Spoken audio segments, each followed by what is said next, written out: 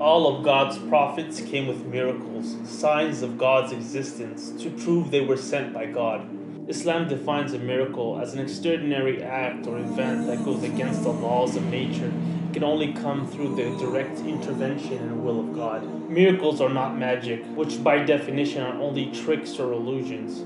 Acts of magic are evil acts performed with the help of devils. Miracles can only be performed by prophets.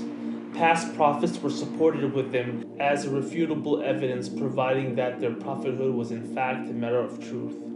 The prophets were supported by miracles that their nations excelled in, so the acts would be more convincing, understood, appreciated, and identified by the people of the nation, and not just thought of just magic.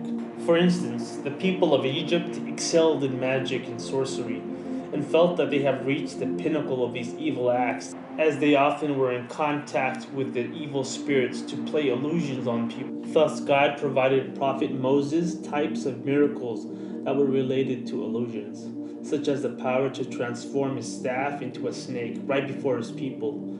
He was also able to strike the Nile with his rod to transform the river into blood, as well as part the Red Sea, all meant to humble his people and remind them that the power, control, and might of God is true and not just an illusion of the eyes. Likewise, the Romans at the time prided themselves in their medicine, healing, cures, and the best of doctors on land when medical science was at its height.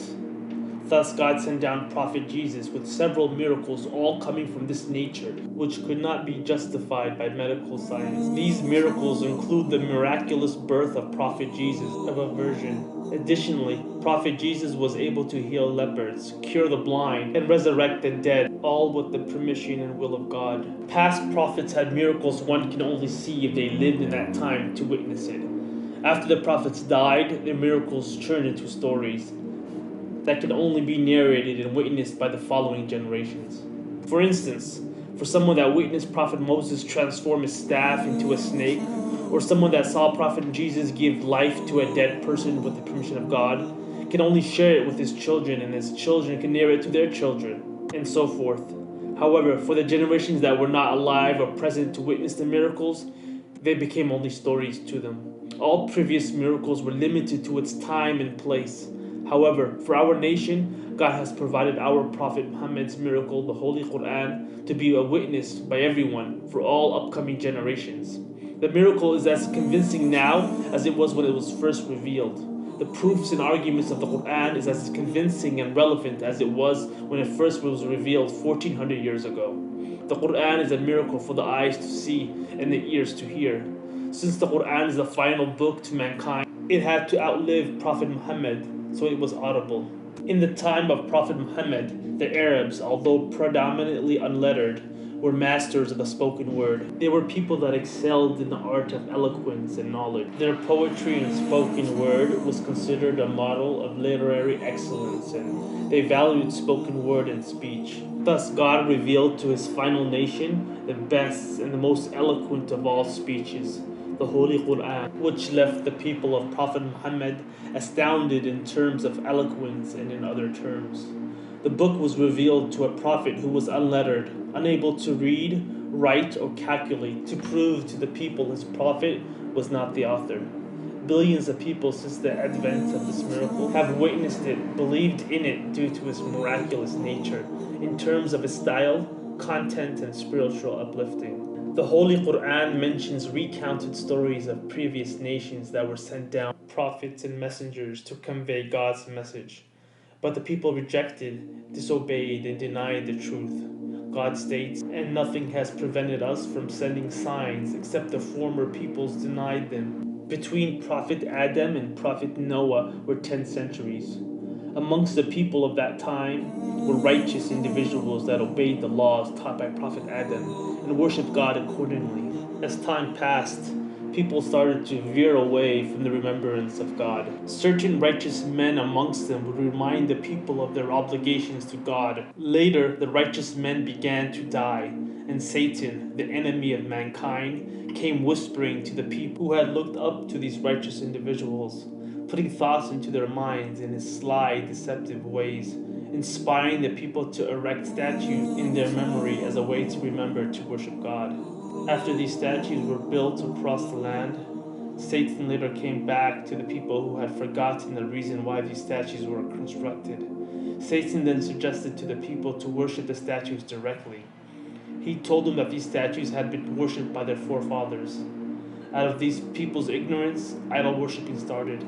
Soon after that, Allah sent messengers after messengers to guide people to the right path.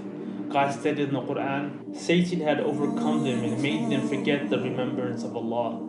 Those are the party of Satan. Unquestionably, the party of Satan, they will be the losers. God sent Prophet Noah to his people where he preached for 950 years, calling people to worship one God and follow his commandments.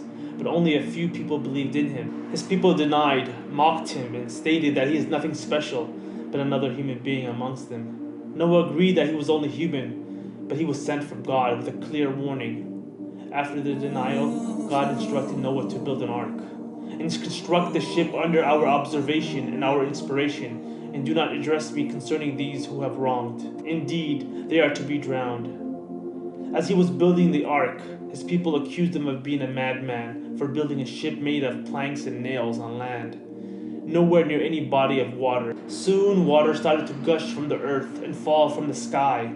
God instructed Noah to enter the ark with the ones that believed in the message. He also commanded Prophet Noah to take a male and female of every animal aboard. Then God caused a great flood where water gushed from every crack on the earth, and rain fell from the skies like never before. Prophet Noah saw his son overwhelmed by the water, so he cried out to him, pleading him to board the ark and to leave the non-believers to their fate.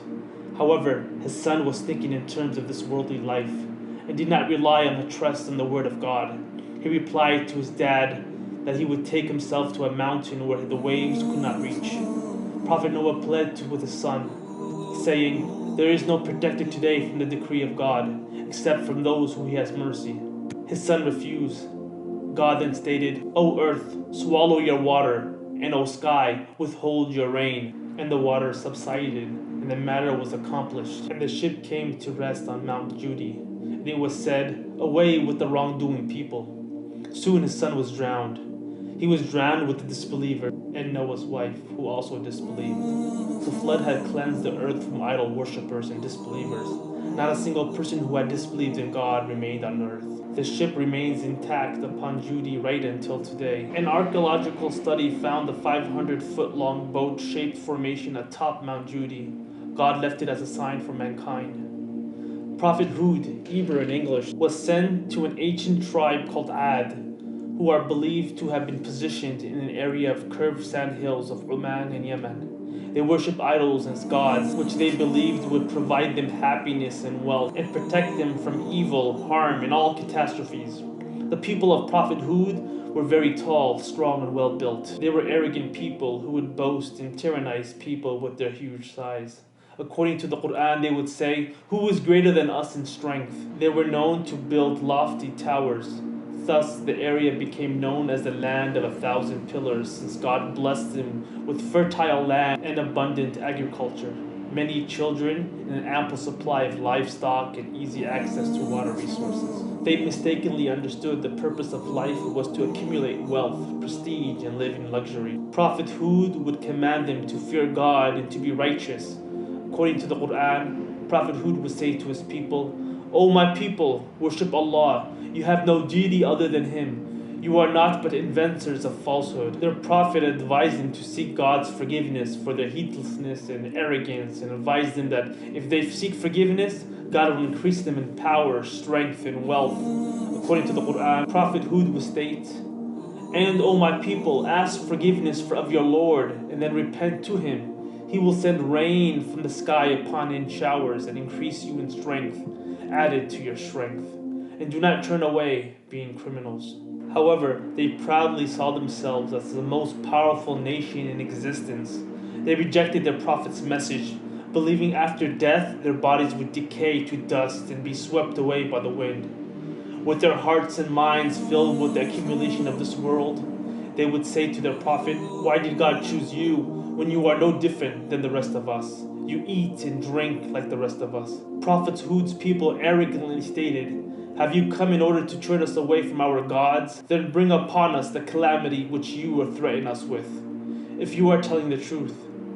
Prophet Hud turned to God and renounced his people. Soon after, the people of Hud suffered a 3-year famine and a drought which spread throughout the once green, fertile, and abundant land. The people looked to the sky hoping to see signs of rain. One fateful day, the weather changed. The burning heat changed to furious, violent winds which God imposed on them for 7 nights and 8 days. The winds ripped apart their homes and possessions. The winds ripped upon their clothes and even the skin on their bodies. Their crops were swallowed and buried by the sands of their desert. Only Prophet Hud and his small band of believers were saved and are believed to have migrated to the Hadramaut area, what is today known as southern Yemen. God states, "Have you not considered how your Lord dealt with Ad, had lofty pillars, the likes of whom had never created in land?" God also speaks in the Quran of a nation where he sent one of his messengers named Salih. He was sent to a tribe named Thamud. While many of the prophets mentioned in the Quran are prophets shared with Christianity and Judaism, thus their stories are mentioned in the Bible, Muslims traditionally believe in all the past messengers and prophets of God. Prophet Salih is not mentioned in the Bible today. Similar to the people of Hud, the people of Salih were also people that cultivated very rich, fertile land, led wealthy, excessive lives, built grand buildings, and had become very vain because of their wealth. Regretfully, with their extravagant lifestyles came the worship of many gods, oppressing the poor and living a life which went against their Lord's commandments. Prophet Salih was a pious, righteous man who held a position of leadership in their community. But his call to worship God alone angered many of his people. Prophet Salih's message was similar to all other prophets. He warned his people to turn away from worshiping false gods and to follow the one God, Allah, who provided them all their substance. He advised them to thank their one true Creator and advised the rich to stop oppressing the poor and to end all mischief and evil in the land. The people of Thamud gathered in the shadows of a great mountain, where they demanded that Prophet Salih prove that the one God he spoke of was truly mighty and strong. They asked him to perform a miracle. They challenged him to produce for them an incomparable she-male out of which must be 10 months pregnant, tall, attractive, which will emerge from the rock. Prophet Salih asked them if a she-camel appeared, would they then believe in his message? They responded yes, and prayed with Prophet Salih for the miracle to be emerged. By the power and will of God, a massive, pregnant she-camel emerged from the rocks at the bottom of the mountain. They saw a great, powerful, clear sign from their Lord. A number of Prophet Salih's people believed, yet most of them continued to their disbelief and stubbornness, even though they witnessed a great miracle. The Quran states, "And nothing has prevented us from sending signs except that the former peoples denied them. And we gave Thamud the she-camel as a visible sign, but they wronged her, and we sent not the signs except as a warning." The she-camel lived among people of Thamud. Later, the people began to complain that the camel drank too much water and frightened the other livestock. Prophet Salih began to fear for the camel. He warned his people of a great suffering that would befall them if they harmed the she-camel. "And O my people, this is the she-camel of Allah. She is to you a sign, so let her feed upon Allah's earth and do not touch her with harm, or you will be taken by an impending punishment." A group of his people got together and plotted to kill the she-camel. When they approached her, they shot their arrow and pierced her with a sword. They cheered and congratulated each other while mocking and laughing at their prophet. Then they dared Prophet Salih to have God punish them for it. Their prophet warned them that a great punishment would be upon them within 3 days, while hoping his people would realize their mistake and repent for their massive error. Prophet Salih and the believers then departed together to Palestine to be saved from God's upcoming punishment. Soon, the sky was filled with lightning and thunder, and the earth shook aggressively with a frightening earthquake or volcanic eruption. No one, including their idols, were able to save them. The final result of these nations' transgression was destruction. According to the Quran, when punishment came to these sinners, their only last utterance was, "Indeed, we were wrongdoers." In the end of the day, they cried out for mercy, but it was too late. When they approached their doom, they cried out, but the time for deliverance was already past. This brings us to an important point. Why is there so many nations that rejected, hid, denied, and buried the message of these prophets and messengers? There are a number of reasons. The message that the prophets came with went against everything that these nations were brought up and believed and raised with. It goes against the beliefs of their forefathers. These people had a strong attachment to the customs of their forefathers and were very sensitive with regard to the good name of their forefathers. They took pride in following their footsteps, whether right or wrong. They grew up worshipping idols, and the prophets came and told them that they were wrong, and only Allah alone is worthy of worship, without any partners or sons. These idol worshippers felt the prophets wanted to dethrone their gods, and did not tolerate the Muslims' rejection of their gods, and reacted with serious harassment and abuse. God states in the Quran, and when it was said to them, follow what Allah has revealed, they say, rather, we will follow that which we found our fathers doing. God shares a conversation between Prophet Abraham and the idol worshippers at his time, which included his own father. When he said to his father and his people, what do you worship? They said, we worship idols and remain to them devoted. He said, do they hear what you supplicate? Or do they benefit you or harm you? They said, but we found our fathers doing thus. The disbelievers of some nations rejected their prophet because they were a mere mortal who eats, drinks, and walks the markets like everyone else does. To be convinced of his prophethood, they arrogantly wanted God to send an angel down from heaven to accompany him. Some of the unbelievers accused their prophet of incorporating into his alleged revelation myths, legends, and fables that were well known to the people of that time. God states in his book, even when they come to you arguing with you, those who disbelieve say, this is not but legends of former peoples. Certain nations believed in many gods, and some of their cities were dedicated to those gods. They allowed people from all around come to worship their idols. If Islam told them that they were wrong, and that Allah is the only one that should be worshipped, and all other gods are false, their city would begin to decline in visitors and in revenue. It would be the end of their political and economic domination. Greed, selfishness, money, and power got the best of them. The prophets came to nations with immense difficulties and conditions. This call to true Islam took the slumbering men by surprise. These people's customs and habits were sunk low. Adultery, liquor, gambling, violence, stealing, dishonesty, murder, and all sorts of illicit practices were widespread among them. These were all condemned by Islam, and embracing Islam meant leaving all of them and adopting a new model of life, which many were unwilling to change their wicked old habits. In addition, there was the desire for worldly things which had become so predominant in them. They soon became slaves to their own desires, that nothing could move them from this, not even the command of God. Islam came down to free people from being slaves to their own desires and constant needs for material goods. That will never make someone permanently happy.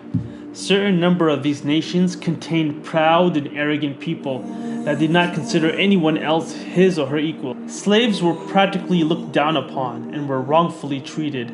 Soon after, Islam came down and sought to stop the pride and racism and to establish a universal brotherhood. Islam taught people, whether the slave or the master, are all at the same level, and Islam taught the best amongst them were only the ones with the most piety, righteousness, fear, and God consciousness. This angered many of the tribe's chieftains. God the Almighty has mentioned stories of perished nations and their wrongdoings in the Holy Quran to warn our nation from making the same mistakes they did. The repeating of the same mistakes they did could lead us to the same outcome. Unfortunately, the current average Muslim hardly recites the Quran with deep reflection and pondering over its deep verses and signs. By comparing the past nations to our nation, one would come to a conclusion that our nation is in serious danger. The same sinful deeds that were done in the past are done by today's current Muslims. We see the same errors happening now that happened in the past, such as disobeying God's commandments and associating partners with Him. behaving arrogantly, wrongfully, and sinfully. All the nations of the past have been punished through natural disasters. God has given our nation warnings that if we repeat the same errors and sins the past nations did, we would be punished too. God states, "Then has it not become clear to them how many generations we destroyed before them as they walk among their dwellings? Indeed, in that are signs for those of intelligence." In addition, God shares these stories in the Quran to warn people about the punishment of nations that disobeyed their Creator. Allah states, "Have they not traveled through the earth and observed how was the end of those before them? They were greater than them in power, and they plowed the earth and built it up more than they have built it up. And their messengers came to them with clear evidences. And Allah would never ever have wronged them, but they were wronging themselves." God also states, "And never would your Lord have destroyed the cities until he had sent to their mother a messenger reciting to them our verses. And we would not destroy the cities except while their people were wrongdoers." It's important to indicate God punishes nations when they disobey their messenger, while their prophet is present amongst them. This is because when the messenger invites people to worship one God, often the rejectors and the deniers would mock their messengers, prosecute them, attack them, and sometimes even kill them. They would also sarcastically ask the messengers of God if they were indeed God's messenger, then ask God to send down a punishment to us right now. They asked for their punishment to be hastened, so it's only fair they got punished. In addition, God destroys people when they collectively insist on evil after a number of repeated warnings. Nations that refused to accept faced God's wrath and were destroyed, whilst those who believed in God's messengers attained the means to everlasting success and salvation. So read the Quran and take lessons from the stories of the past nations. Reminisce on the nations whom reached the pinnacle of civilization, amassing great wealth and power and prestige, only to be ungrateful and forget themselves and their Lord. They became corrupt, arrogant, cruel, and oppressive as they lived ungrateful lives and turned to falsehoods and false gods. God sent to them his prophets, supported with miracles and revelation, to remind them of his favors, to be just, and to remind them to be compassionate amongst themselves and his creation at large. But they disbelieved in God, despite his clear signs and warnings. God destroyed nations that disbelieved and denied the truth, and some until today. Ruins of civilians, cities, and nations can still be seen as a reminder, proof, and a sign to mankind. God is the most merciful and the most forgiving. He loves to forgive. However, God is also just, and his warnings should not be ignored, rejected, or denied, because God's punishment can be rapid and severe. Our prophet narrated, "Whoever guides another to a good deed will get a reward similar to the one who performs it." So please like, subscribe, and share this video. Assalamu alaikum.